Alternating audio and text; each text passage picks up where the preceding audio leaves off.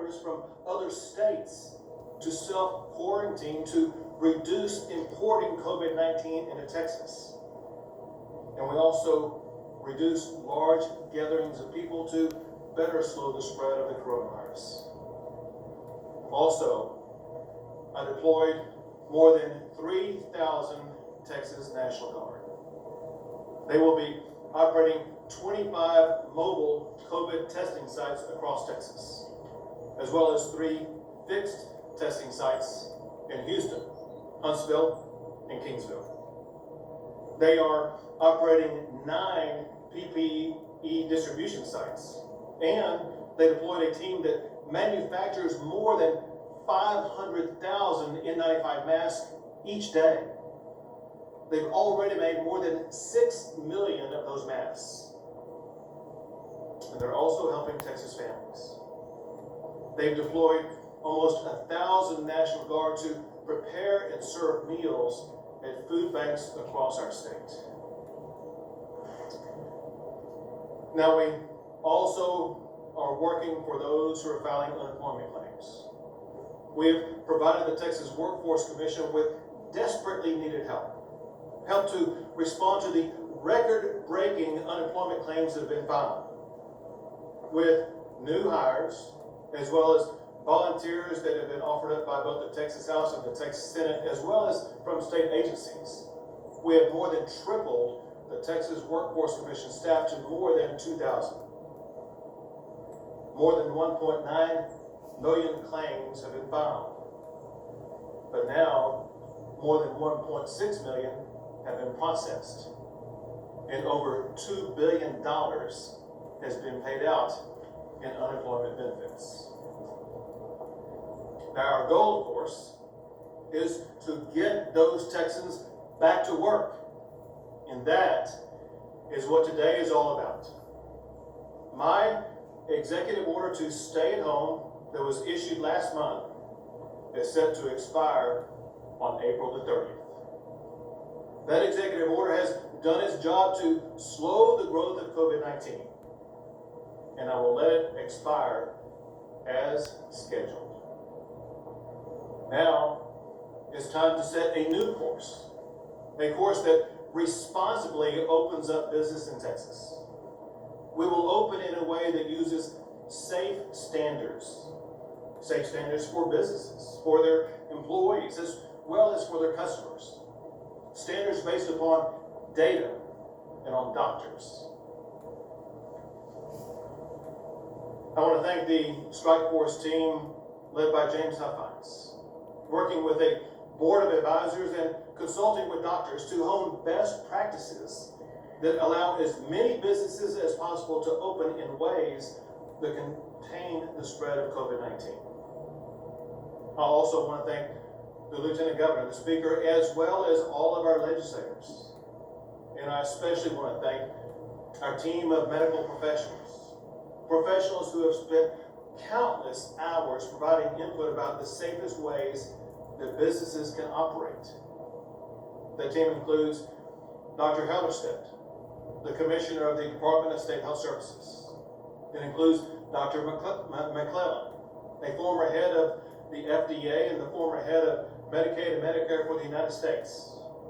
It includes Dr. Hudson, an infectious disease specialist who's also the director of testing and tracing COVID-19 at the University of Texas Dell Medical School. And it includes Dr. Zerwas, the Executive Vice Chancellor for Health Affairs at the University of Texas System.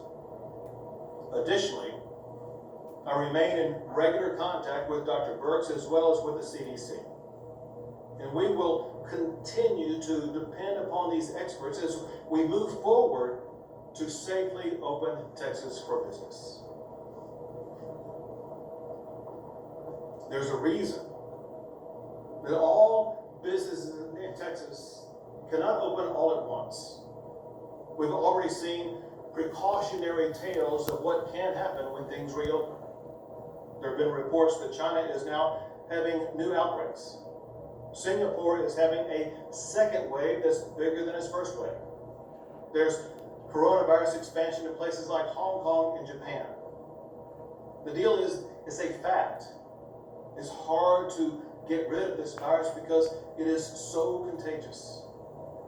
So we're not just going to open up and hope for the best. Instead, we will put measures in place that will help businesses open while also containing the virus and keeping Texans safe. Now, I said 10 days ago, opening Texas must occur in phases. Obviously, not all businesses can open all at once. A more strategic approach is required to ensure that we don't reopen only to have to close down again. So consistent with CDC guidelines and based on advice from infectious disease specialists, we will open Texas businesses in phases. Phase 1 begins this Friday, May 1st.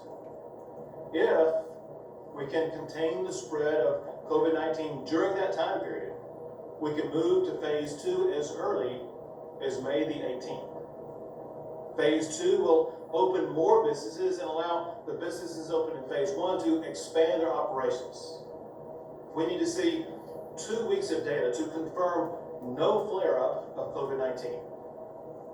That is exactly why now more than ever Texans must continue safe distancing practices. If we do that, we will be able to expand into phase 2, opening up our economy even more. Well, as we go into phase 1, the most important element of phase 1 is protecting our most vulnerable Texans. People age 65 and over represent just over 20% of the Texans who test positive for COVID-19. But more than 75% of deaths were people 65 and older. Here's the point. If we redouble our efforts to protect our most vulnerable senior citizens, we can reduce COVID-19 deaths while also expanding business operations and increasing the number of Texans re-entering the workforce. To achieve these goals, phase 1 does several things.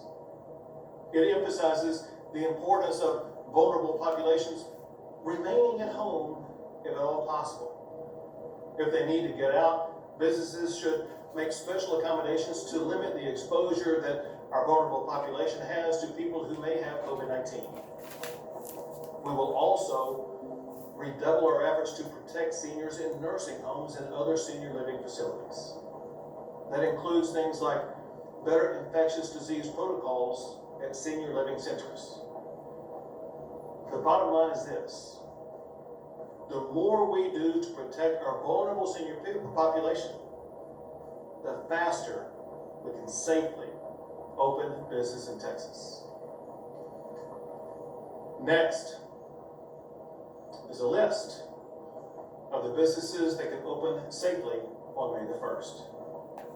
Now, once again, the ultimate decision about the types of businesses and the extent to which they can open was driven by the doctors advising us about safe medical practices.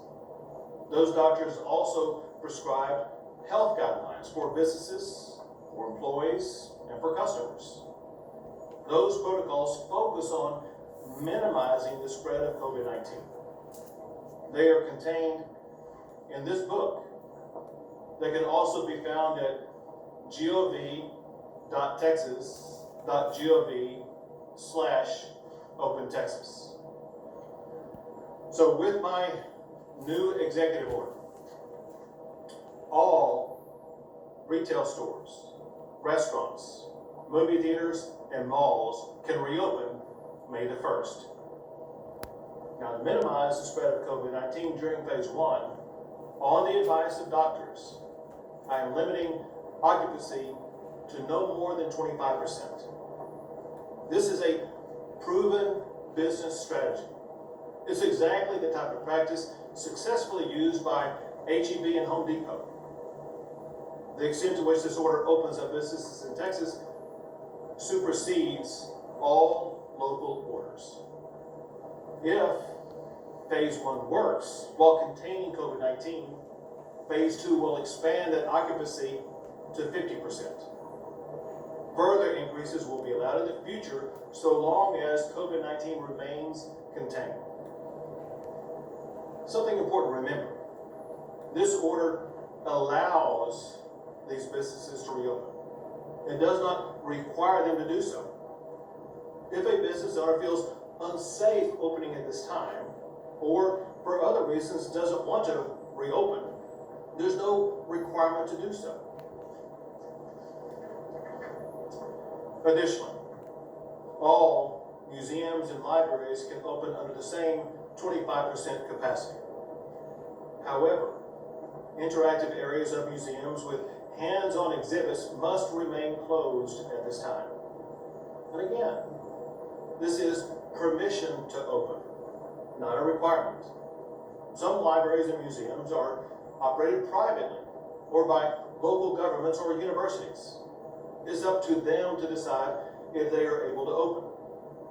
The state will work to open its libraries and museums by May 1 or soon thereafter. Now, a lot of business in Texas is done by sole proprietors. They can safely return to work now. The guidance in this book and online provides safe standards for sole practitioners. Also, churches and places of worship, they were kept open under the existing executive order. But effective May the 1st, they will be able to expand their capacity even more. We do, however, emphasize the importance of safe distancing practices to ensure that church members remain protected from COVID-19. Outdoor sports are also allowed at this time, so long, however, as it involves no more than 4 participants playing together at any one particular time, and so long as certain distancing practices are followed. Examples of this would be things like golf and tennis.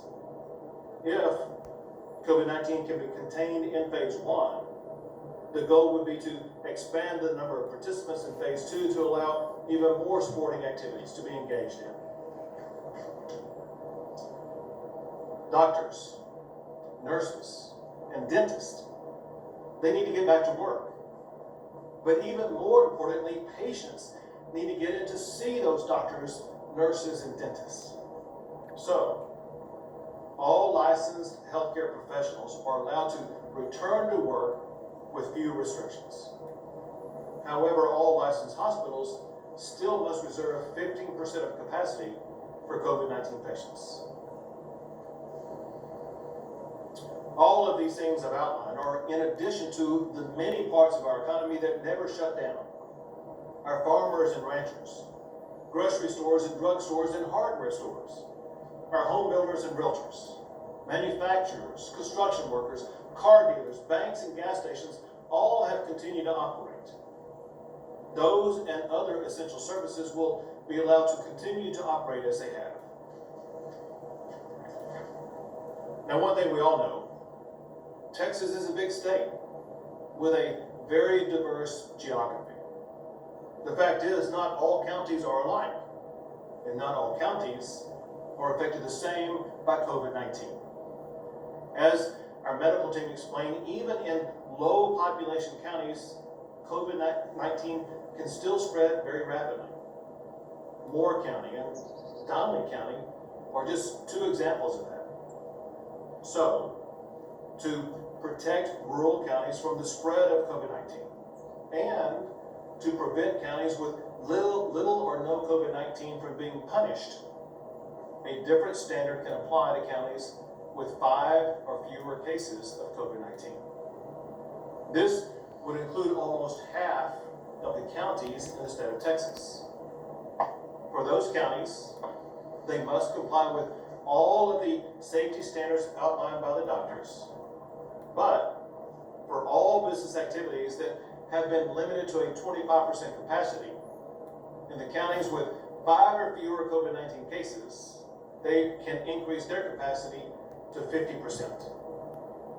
That said, as explained in this manual, there are still some conditions that must be met for the county to qualify. And note also, as explained in the manual, if there is an outbreak of COVID-19, it could cause a county to revert back to a more limited capacity.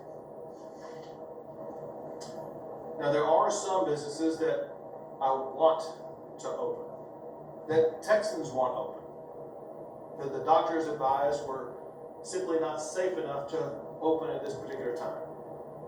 They include barbershops and hair salons, bars and gyms. We are working with our medical team as well as working with members of the industry sectors to open these businesses as soon as possible. My hope is that they will open on or no later than mid-May. Now listen, we realize that an important part of reopening is access to child care. We have already established a robust child care program for essential workers. The Child Care Task Force is led by Elaine Mendoza. They developed an online site that connects workers with local child care. The site lists over 6,000 providers in over 1,000 zip codes in almost 200 counties across the state. Currently, there are more than 120,000 child care spots that are available for essential workers. Our goal is to find ways to expand those resources and make them available in a safe way to more workers across the entire state. We know how important this issue is to working families, and we're giving it the speedy attention that it deserves. The same applies to summer camps. We know how important they are for our kids and how important they are for parents. Our medical team is still working on safe ways that kids will be able to attend summer camps. We know that camps are trying to get ready to make announcements for plans sometime soon. So we will continue working as swiftly as possible on ways to open summer camps, knowing that safety of all kids at camps is the most important consideration.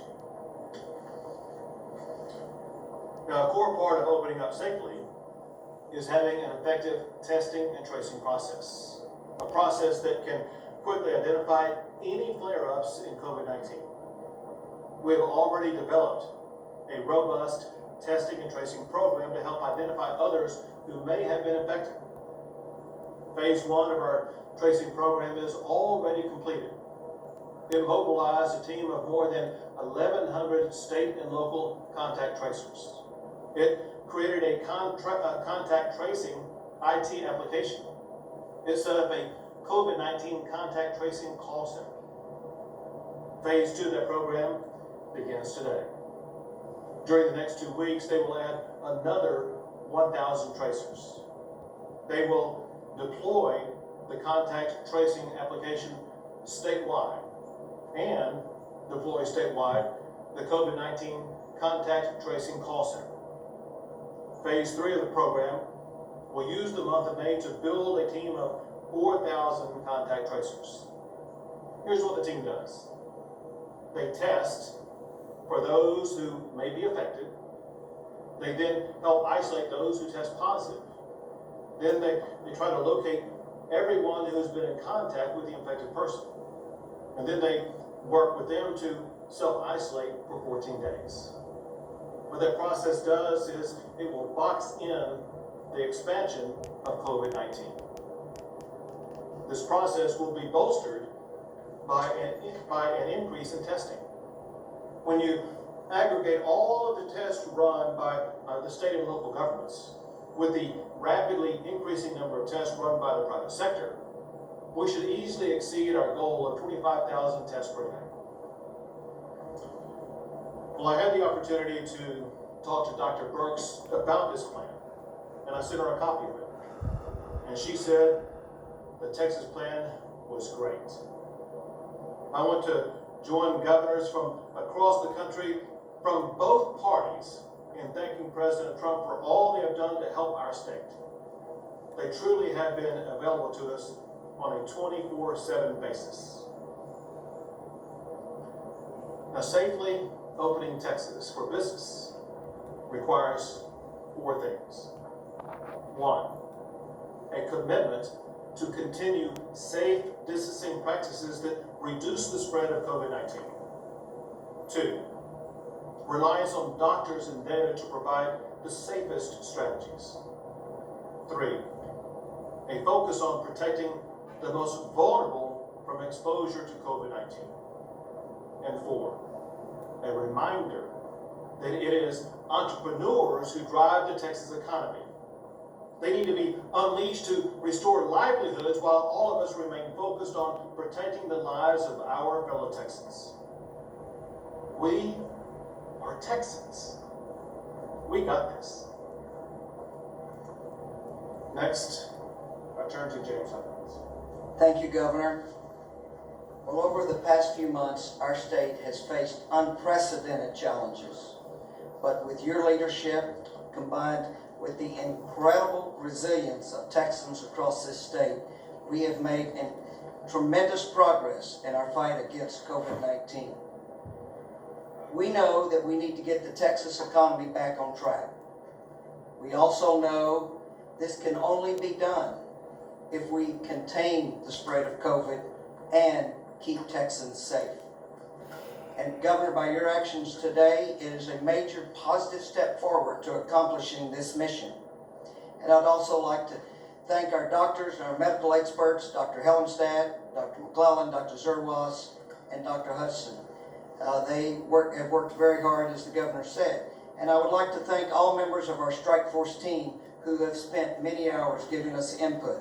I can unequivocally say that they have worked night and day to provide the information and the medical expertise that the Governor needs to make the decisions to safely open Texas.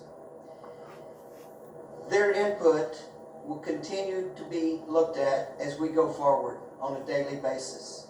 This will be a process, and we look forward to working with them on a regular basis. We have known from the very start that we cannot just flip a switch and fully reopen the Texas economy. That would risk setting our state backward and also putting more lives in jeopardy. Texas cannot take 1 step forward and then take 2 steps backward. Instead, the Governor's plans have outlined a safe and strategic game plan for all Texans to begin going to work in a safe manner and beginning some of their daily activities. This methodical method will pay dividends in the long term. And it will also pay dividends for the health and safety of Texans and for the Texas economy. And I want to finally add and echo a point the Governor just made. Texas is where it is today because the overwhelming response of Texans across the state to slow the spread of COVID. So for us to continue moving forward as a state, we all must do our part as Texans. We all have a serious responsibility to protect our individual health and a responsibility to protect the health around us, of those around us. So it is, if we take this responsibility seriously and fulfill our commitment, I'm confident if we follow the Governor's measurements he laid out today, we will get through these challenging times by working together. Thank you. Thank you, James. No one knows how hard you've been working the past couple of weeks, but I do. Thank you. And I appreciate all you're doing for Texas. Thank you. Next, Dr. Hellerstedt. Thank you, Governor. This is really a day for us to be very proud of the success that we've had so far in Texas in containing the COVID-19. The things that we were most worried about in terms of overwhelming our healthcare capacity have not happened. And we've been in a very steady phase for a prolonged period of time right now. And so it is time to start to reopen Texas. I really want to reemphasize what the Governor has said, and that is we need to take this seriously, as we have all along. I think that's one of the most encouraging things about Texas. We've taken this very seriously. We've been willing to sacrifice. Now we're going to be in a different phase. We're going to be asked to do some different things that allow us to become physically closer but still remain out of range of COVID-19. And the things that we've outlined will do that. And I'm confident that the people of Texas understand that and will have the discipline and the goodwill in order to follow these recommendations. And when we do so, I think we'll find that we have reopened Texas very safely and will not have excessive rates of resurgence of COVID-19 in Texas. Thank you. Next, Lieutenant Governor Dan Patrick. Thank you, Governor. This has been an incredible team effort, and the most important members of the team are you, because you have followed the guidelines through the various executive orders and the recommendations. We are in this position, quite frankly, better than any other state in the country, and I really believe any other place in the world.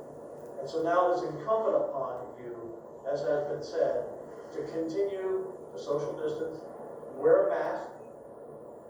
Wear a mask, that's our suggestion, we're not mandating it. Wear a mask, very important. And it's important to our businesses as they open up for them to have customers. And to our businesses that today, we're starting on May 1, are going to be able to open up. Finally, I know you've been waiting to do that. Customers are going to come to businesses that they see are safe for them. So this will be a team effort between the customer and between the business. Support your local business as a business, make it safe for your customers. Because the faster we can get to the next step, the more employees you can hire, the more customers will be there, the more business will be created, and the closer we get to something that will remind us of the Texas we were before all of this happened. So thank you, God bless you. And again, the most important part of this team moving forward is you, the people of Texas. Thank you. Next, Speaker Dennis Bond. Thank you, Governor Abbott. Today is a big day for Texas because we get to take that step. And in taking that step, Lieutenant Governor and Governor have laid out a great strategy, a great plan. That step continues to have us be compassionate and considerate of each other.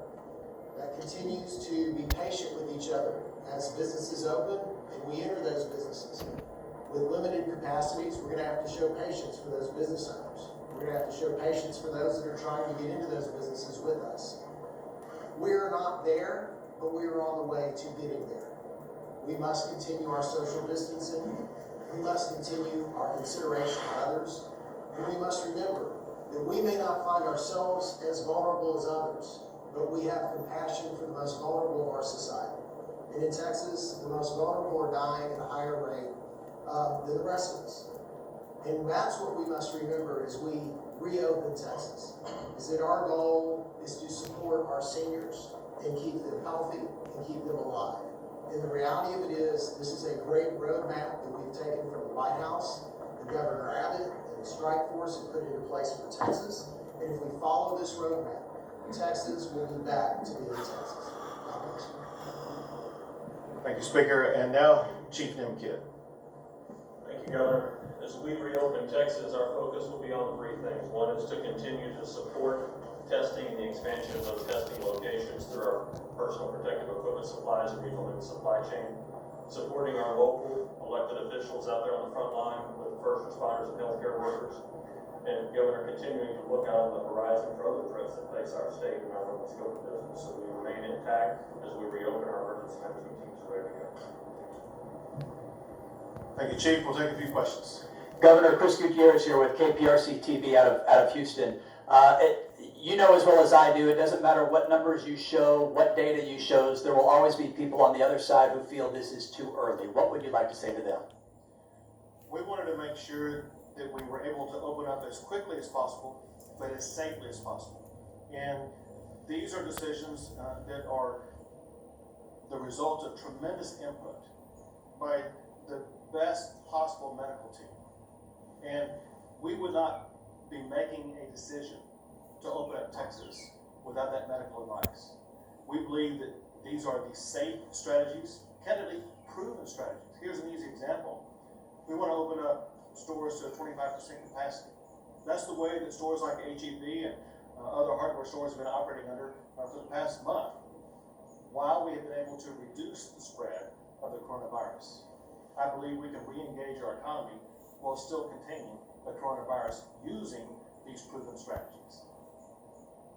Governor, you said that we need 2 weeks of data to confirm no flare-ups of COVID-19. Can you elaborate? I mean, specifically, are there thresholds that will make you reconsider the timeline or putting the restrictions back in place? So, phase 1 opens up on May the 1st. We want to usher in phase 2 as quickly as possible, most likely around the May 18th timetable. If there is no flare-up of COVID-19, and let me explain what that means. We will be tracking data. Because there will be an increase in the amount of testing, it's only logical to see there be an increase in the number of people who test positive. So just because there may be an increase in the number of people who test positive, that alone is not a decisive criteria. The things that we look at that are more important is, what does our hospitalization rate look like? Is it remaining flat like it has been, or is a hospitalization rate rising? What about deaths?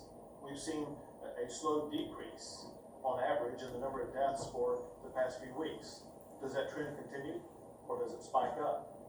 Are there certain hot spots in certain areas, like what I pointed out in certain regions, for example, of the Panhandle, that need to be contained?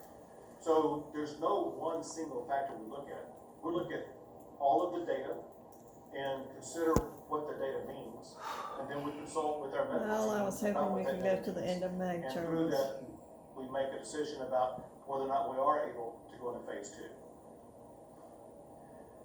Governor, one of the 4 key components or key factors that you mentioned was entrepreneurs drive the Texas economy. And there are some people who invest their money in things like barbershops, nail salons, gyms, and bars that are not allowed to open yet. I think they would argue that there are ways that they could potentially social distance people who come into those businesses as well. What would you like to tell them when they can't open their doors but other businesses can?